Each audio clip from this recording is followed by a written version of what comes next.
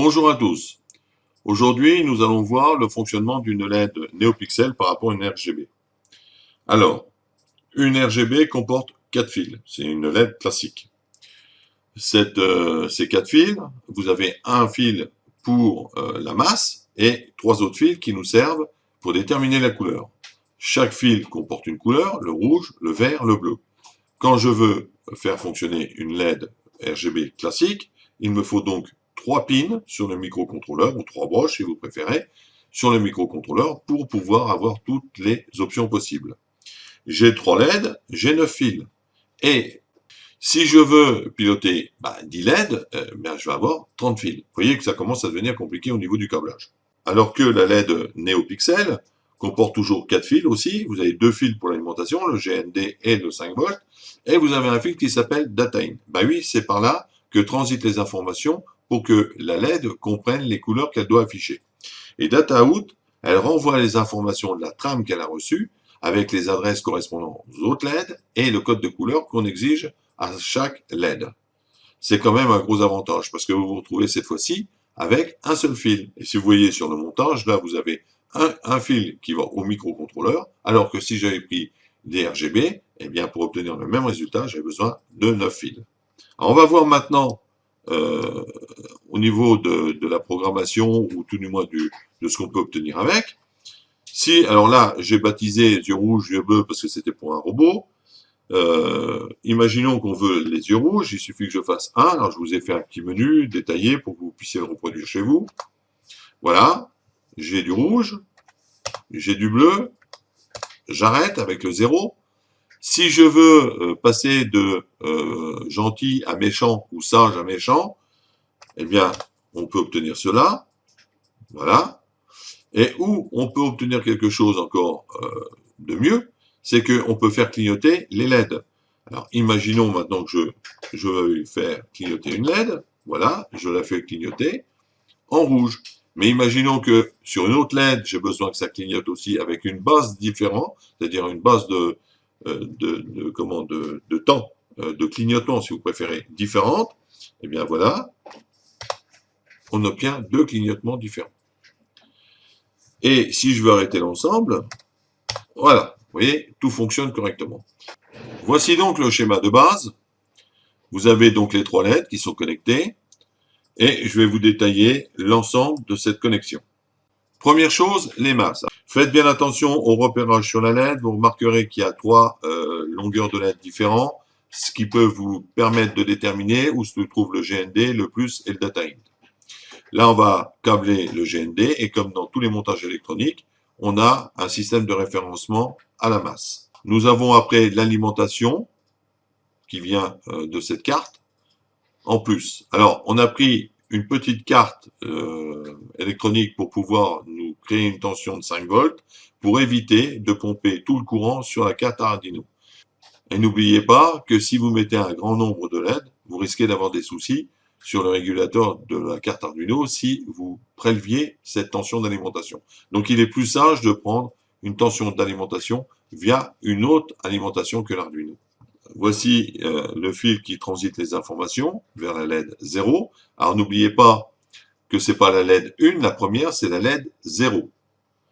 Et le fil qui va du microcontrôleur à la première LED ne doit pas excéder 2 mètres. Si vous devez excéder 2 mètres, sachez que la LED 0, tant pis, elle servira de répéteur. Vous ne l'allumerez pas, mais elle doit être connectée au circuit. Vous ne l'adresserez pas. Par contre, les informations transiteront par la LED 0 et vous aurez la possibilité donc de dépasser les 2 mètres. Mais entre la LED 0 et la LED 1, il ne faudra pas dépasser non plus 2 mètres. Ensuite, on a les interconnexions entre chaque LED, c'est-à-dire je sors du Data Out, je vais au Data In, je sors du Data Out, je reviens au Data In, et c'est tout à la file sur l'ensemble de vos LED. Alors, quand vous avez un nombre important de LED, le constructeur vous préconise de mettre une résistance dans le circuit de commande de la première LED, comme ceci. Voilà. Donc, le constructeur précise que ça évite les appels intempestifs de courant. Vous avez aussi un condensateur à mettre si par exemple vous avez des batteries de grosse puissance, et pour éviter que l'appel crée des soucis au niveau des LED, puisqu'il n'y a pas de limitation due à la batterie, eh bien, il est plus judicieux de mettre un condensateur de 100 à 1000 microfarads, donc sur le plus et le moins de votre sortie de régulation. Alors, de votre sortie de votre régulation, de votre batterie en fait. Alors voilà, ça c'est pour la partie schéma. Nous allons étudier maintenant la partie programmation. La partie programmation est relativement simple. C'est plus de la logique qu'autre chose. Alors, il y a 3 paragraphes par rapport à ce type de montage. Nous avons eh bien, l'acquisition de la bibliothèque Adafruit. 2, le paramétrage de cette propre bibliothèque. Nous avons aussi en 3 donc le menu pour pouvoir saisir les informations que vous avez vues tout à l'heure sur l'IDE Arduino, c'est-à-dire créer un menu, récupérer les informations et les traiter. Et enfin, l'envoi des informations pour choisir les couleurs sur les LED. Alors, là nous avons la partie donc bibliothèque. On introduit la bibliothèque NeoPixel. Ensuite, on va définir quelques points. Donc, on va déjà définir où on va brancher notre réseau de LED. Alors là, je vous ai mis sur la pin 33. Vous auriez pu mettre la pin 6. Alors, vérifiez bien si elle est capable de l'accepter. Mais là, sur un Arduino Mega, j'ai mis sur la pin 33. Vous stipulez aussi dans une autre variable eh bien, le nombre de LED que vous avez sur votre chaîne de LED. Si j'en ai 10, eh ben, je mettrai 10. Nous avons évidemment besoin d'une déclaration, la déclaration des variables pour la réception des données, pour récupérer dans le bandeau de l'IDE les informations qu'on a demandé à traiter, c'est-à-dire les chiffres. Nous avons besoin de quelques variables pour définir si nous avons traversé des menus ou pas. Et enfin, la fameuse base de temps qui va nous servir pour le clignotement des LED. Dans la partie Setup, on initialise le port de communication à 115 200 bauds. Alors là, je vous dis aussi, là, vous auriez pu mettre du 9600, il n'y aurait pas eu de problème. On attend que le port de communication soit prêt, avec la boucle là. Si c'est prêt, toc, on passe à la ligne suivante. On va créer dynamiquement notre nouvel objet qui va regrouper donc le nombre de pixels qu'on a fixé tout en haut, la pin du microcontrôleur et le format. Et donc, l'ensemble de ces informations-là vont dans l'objet pixel. Forcément, l'objet pixel, on va l'initialiser, remettre tout à 0. Il se peut, lors de la mise sous tension, que certaines LED s'allument. Couleur bleue ou une autre couleur, mais qu'elles s'allument. Donc, pour éviter qu'elles s'allument n'importe comment, donc, dès le départ, on va tout forcer à 0. C'est-à-dire, on éteint toutes les LED. C'est pixel clear. Et ensuite, on va donc envoyer cette information-là au LED, donc c'est pixel show, qui nous permet donc de valider les informations qu'on a traitées avant. Dans le programme principal, nous avons construit le menu. Là, je vous laisse découvrir. Vous aurez donc le lien en descriptif. Le traitement de notre bandeau pour récupérer le choix que l'on souhaite au niveau des LED. Alors là, on a une boucle, on va lire le buffer de la communication série, on va récupérer la chaîne, on va la convertir en valeur numérique, et ensuite on va la traiter dans un menu du style switch case. Le principe est simple, si j'ai 0, je traite toutes les informations qui sont là jusqu'au break. Si j'ai 1, je traite toutes les informations qui sont là jusqu'au break. Il faut toujours mettre un break à la fin des informations dans un switch case. Donc, on va prendre un passage facile, les yeux rouges. Donc, j'ai obtenu 1 au clavier, je vais aux yeux rouges. Vous avez remarqué que systématiquement, maintenant, nous traitons les sous-programmes sous forme d'onglets. Je vais donc yeux rouges, mon onglet. Vous avez remarqué ici, il y a 2 parenthèses, donc c'est une variable globale. Je vais dans yeux rouges. Quand j'arrive ici, j'ai une passation de variable globale, donc là, il n'y a pas de problème. Et on va préparer les informations pour chacune des LED. La LED 0 et 1, c'est les 2 LED que je veux activer. Donc, je stipule le numéro de LED que je veux activer. Je précise ici les couleurs que je veux obtenir pour le vert, le rouge, le bleu, ici. Là, je voulais, par exemple, un rouge un peu terne, donc j'ai mis 127. 127 sur l'autre. Et sur la LED 2, eh bien, on veut qu'elle reste éteinte, donc on met 0,0,0.